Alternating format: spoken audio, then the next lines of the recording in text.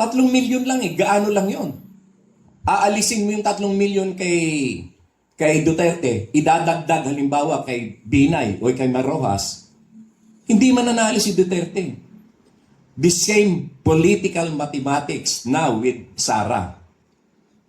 Since they are relentlessly attacking BBM, sinasabi nilang adik at bangag, hindi na nila maaasahan ng boto ng mga yan. Itaga nyo sa bato yan, hindi na nila iboboto. Hindi na sila nadala. Hindi na sila natuto.